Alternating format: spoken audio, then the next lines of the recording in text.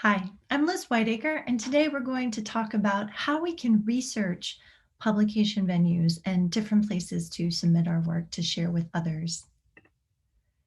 The goals for this video are to think about setting yourself up for success, identifying different kinds of publishers, thinking about different researching strategies, resources, and terms, and exploring other opportunities to disseminate your work as well.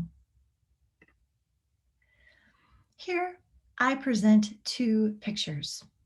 In one, we have a little angelfish in a very large body of water surrounded by bigger fish.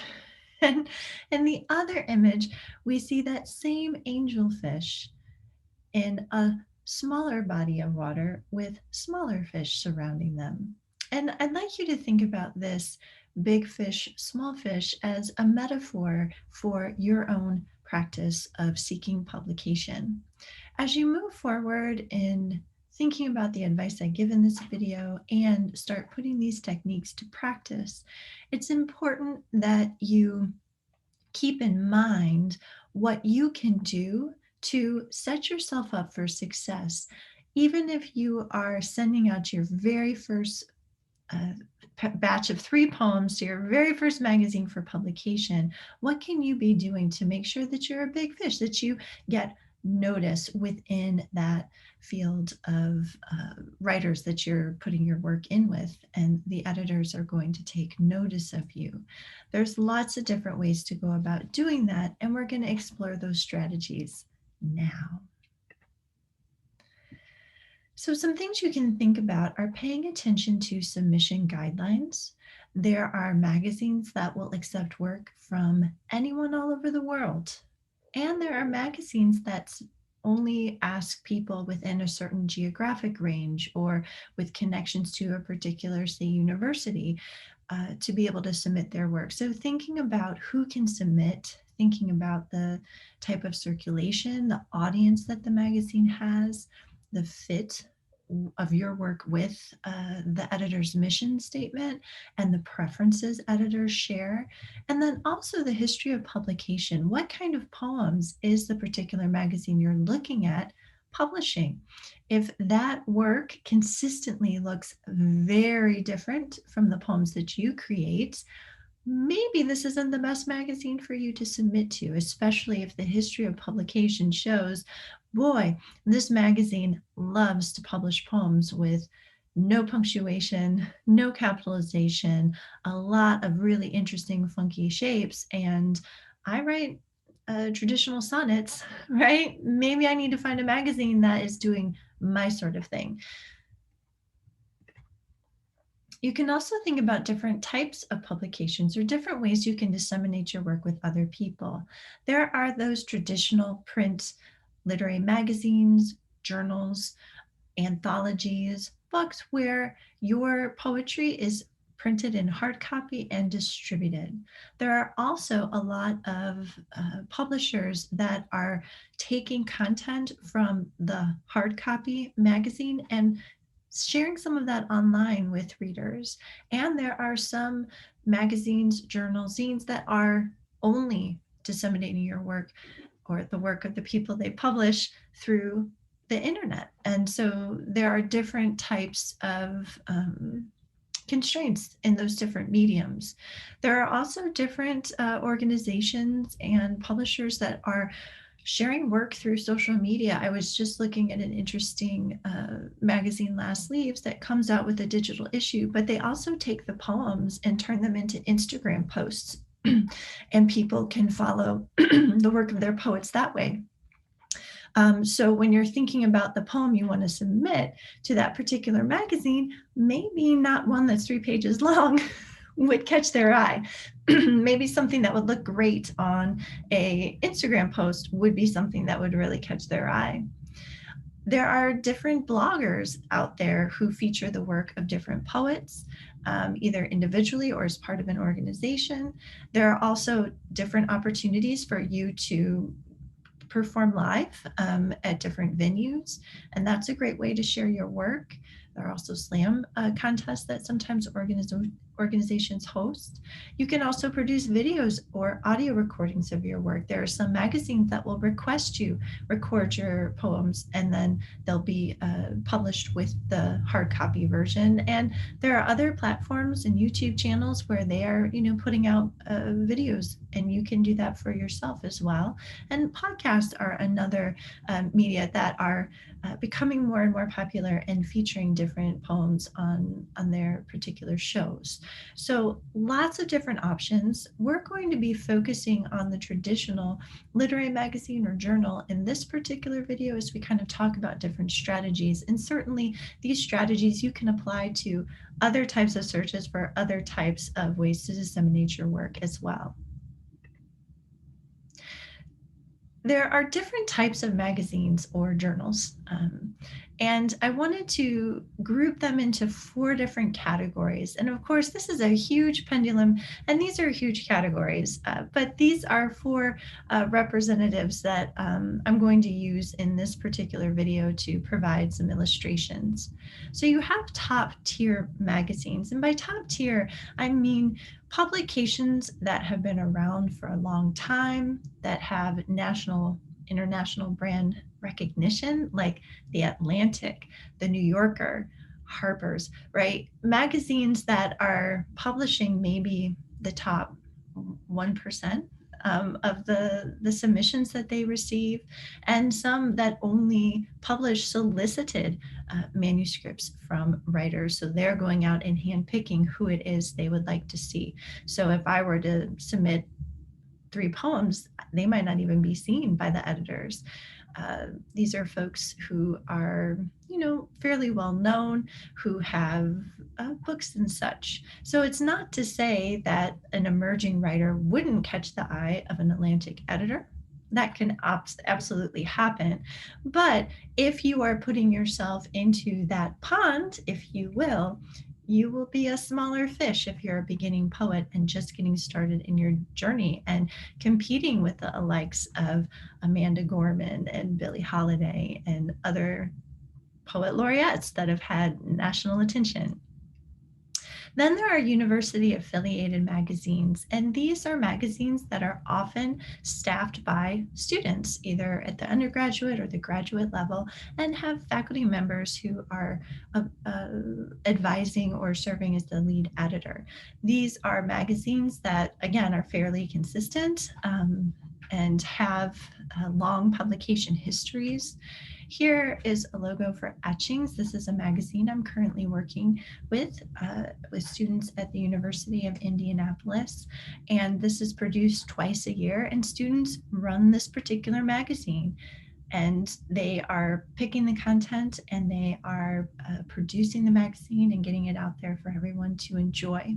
Now, with this kind of staff versus the Atlantic, that's going to have a more static staff, a university affiliated magazine often has a high turnover because as students go through the program, they're coming in and out of the staff of the magazine. So oftentimes you'll have a little bit more variety of people who are reading your work when you submit it. So that's something to keep in mind.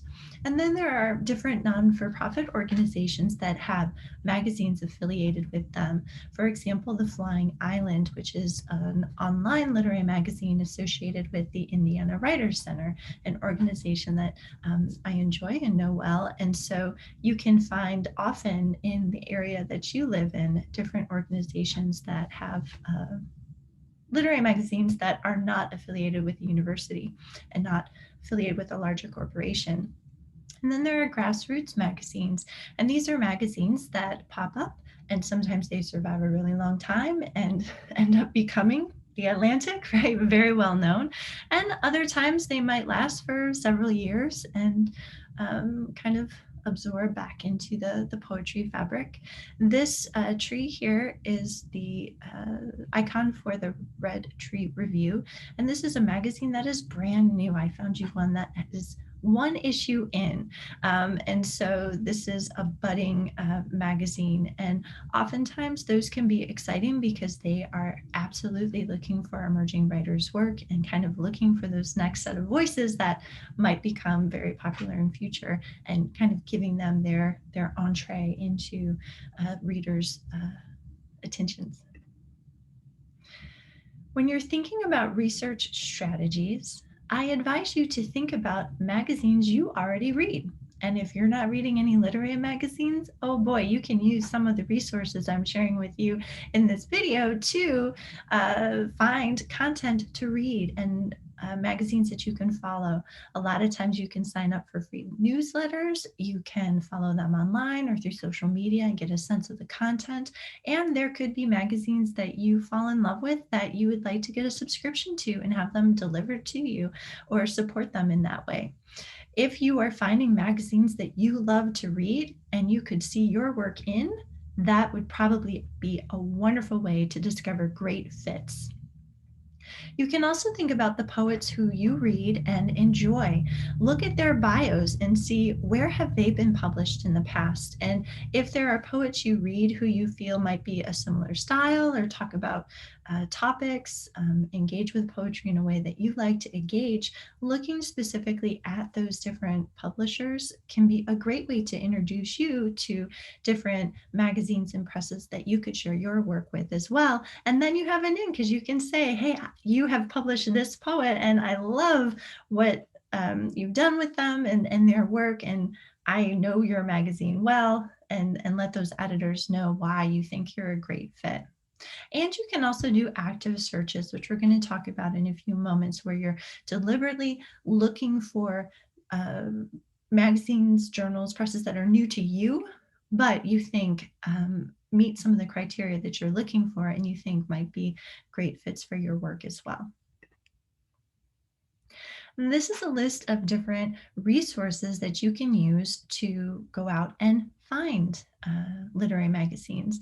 And we'll be taking a look at the interiors of some of these in our next video. And we talk about the submission process and the step-by-step that you're going to need to navigate in order to submit your work to a literary magazine. So this is just a preview right now, but there's a wonderful website called New Pages, newpages.com, where you can go and look up just tons of literary magazines and journals. And this is a site that's grown over the last 15 years and now includes MFA programs and grant opportunities and different conferences and all sorts of wonderful pieces of information. And you can learn about what you'd like to participate with, and it is a free service.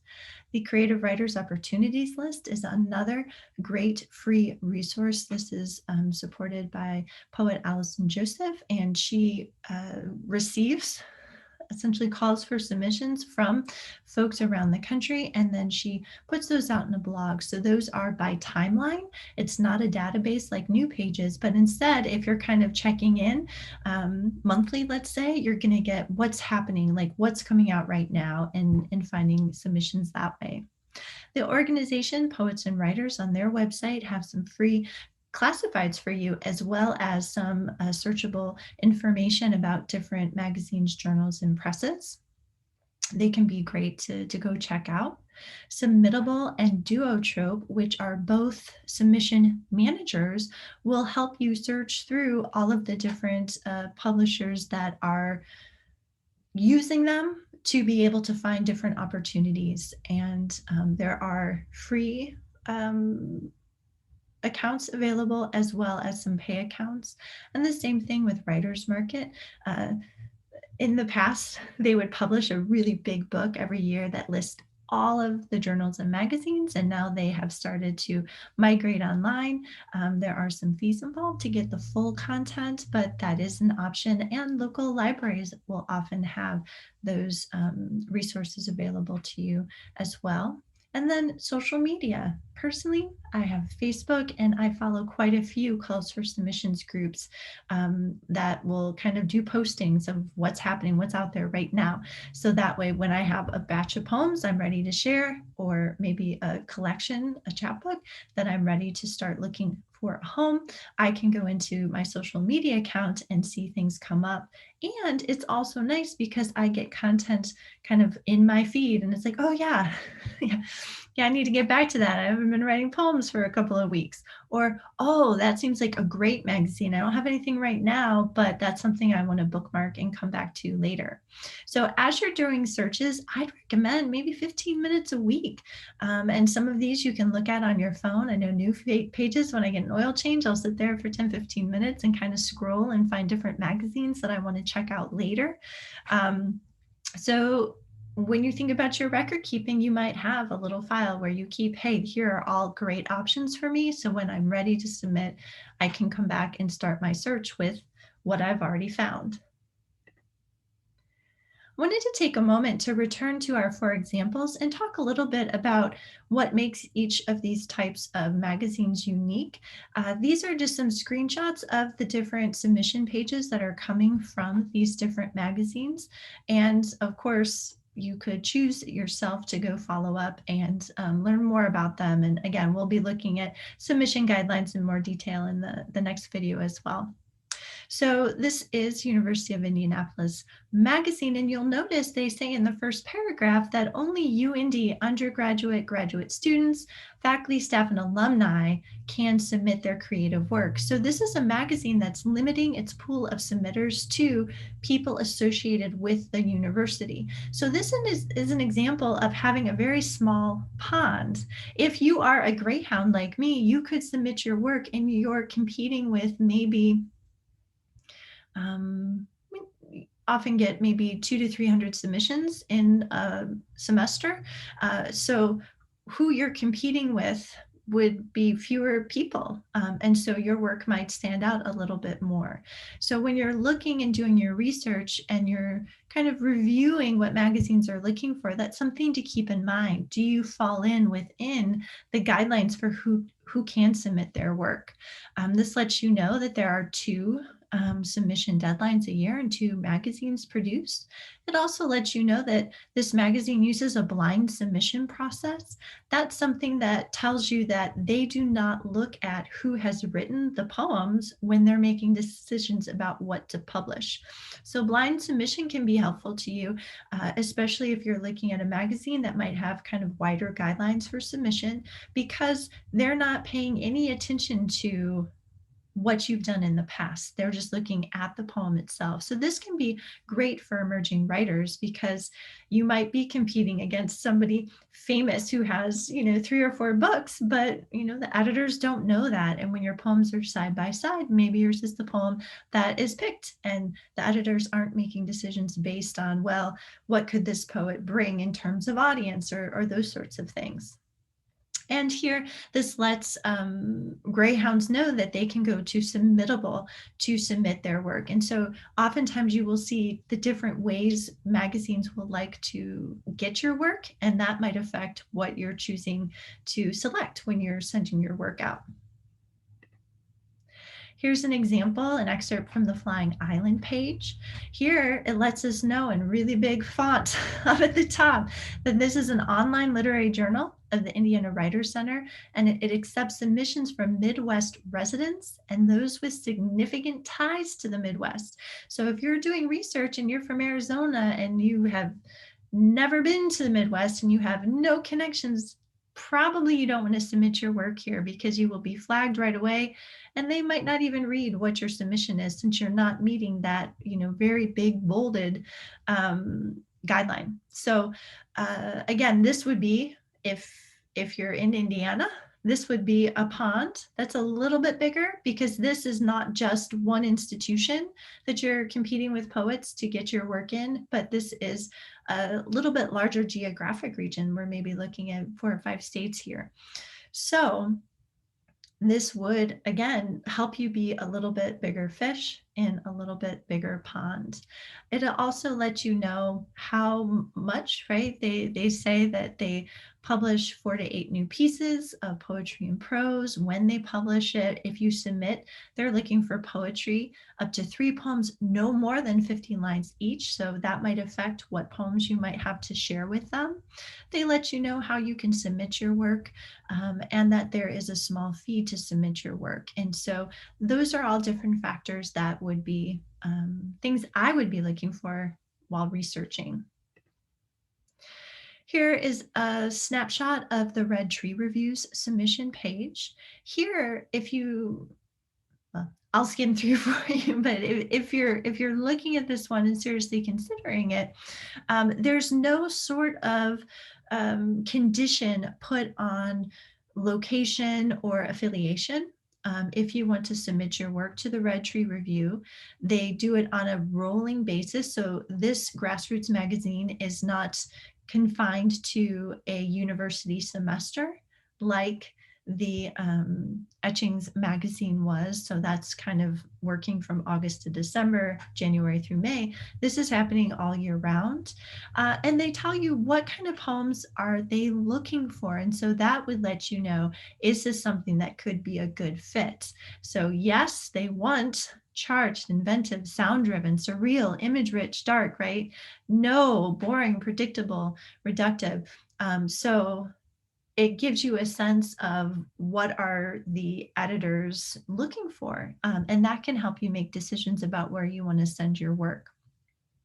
This lets you know that they only want to see your work once every 6 months, so twice a year. They don't want you with this rolling submission deadline. They don't want to see something from you every single time they open up their email. They also say simultaneous submissions are fine, and that's something that you can keep an eye out for.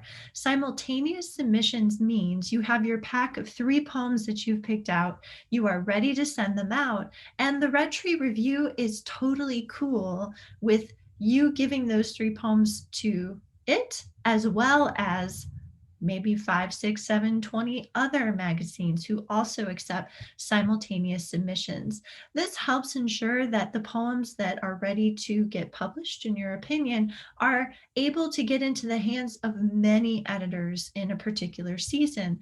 If we did not have the opportunity for simultaneous submissions, then, well, maybe once a year your poem gets looked at by an editor. So magazines recognize this, and as the Red Tree Review says here, they ask for an immediate email if your work is accepted somewhere else. So if somebody else decides to publish those 3 poems, you would just need to let Red Tree Review know right away so that they can pull your work and withdraw it from consideration, so that they're not spending time on deciding they want it and find out from you that no, it's not available anymore. Um, and in the rest of this, we're going to be kind of talking about what a cover letter, all of that sorts of means, and in the next video in much greater detail.